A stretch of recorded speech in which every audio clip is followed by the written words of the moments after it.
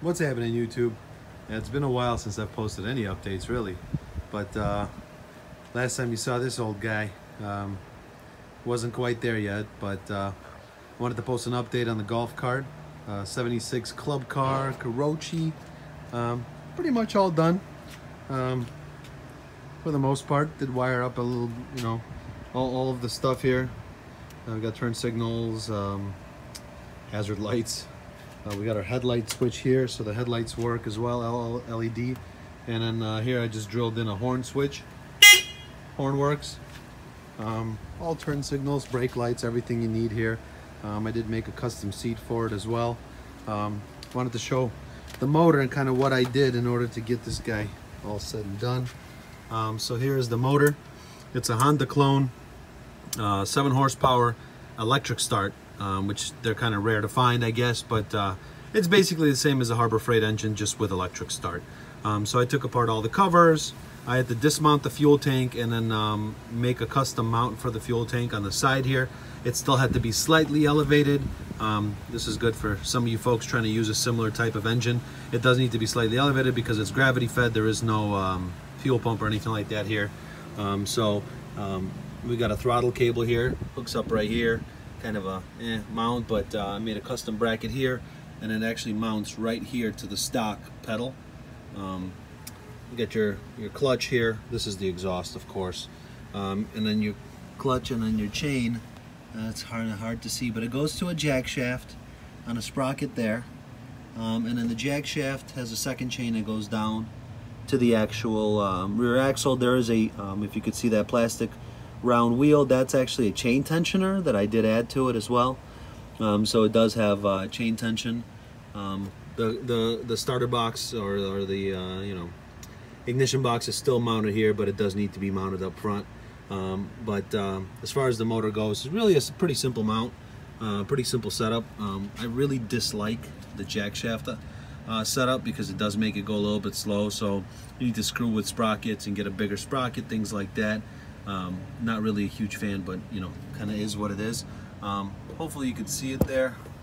It's kind of hard to see the setup here, but if you kind of see that shaft sticking out there at the very end, what I did was I actually cut the I'm gonna get underneath here and show you guys.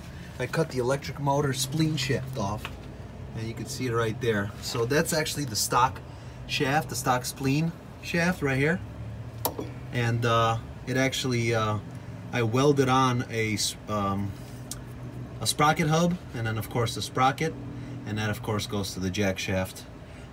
There's obviously the lift right there. It's a spring over conversion from a spring under, and then that's basically it as far as that goes. Again, not the best setup, but you don't really have a lot of options because it was electric. So it doesn't have a normal floor in there, and yeah, you could put the motor in any of the 3 compartments, so that's just kind of the middle one is the one I chose, and the jack shaft was the best option at this point. The only kind of thing I don't like the most is that this right here does have a tendency to move a little bit in and out, as you could see. I kind of pushed it in a little bit.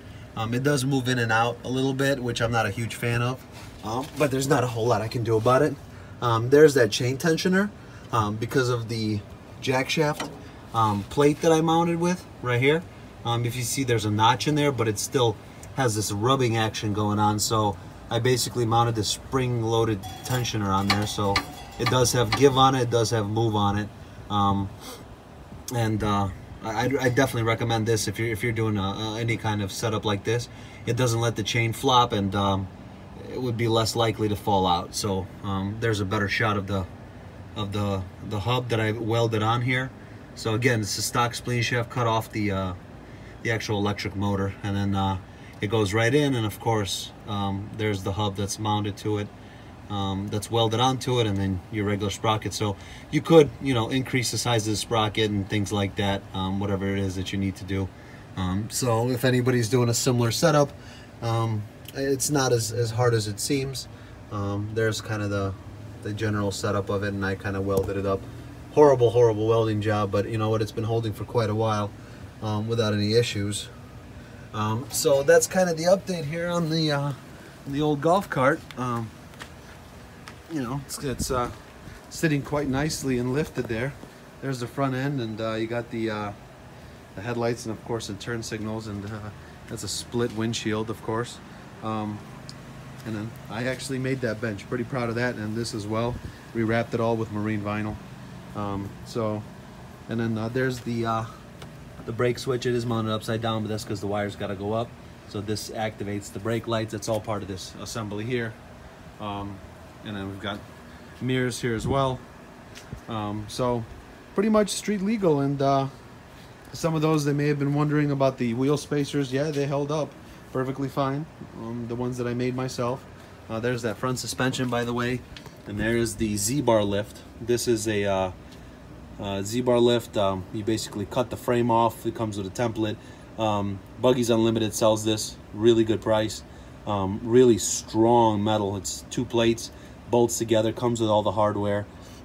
Comes with other stuff as well, but since I don't need it, I don't need a steering knuckle, because I actually have a steering box. It's kind of an older golf cart model. And there's my horn, of course, that does work. And then I cleaned up the suspension, painted it all. Everything else is pretty much bone stock. Other than that lift, that's my wiring job, which is not the best, but it does the trick. And basically, that's basically it. You know, it's a fairly simple setup. Those are the headlights. They're actually quite nice.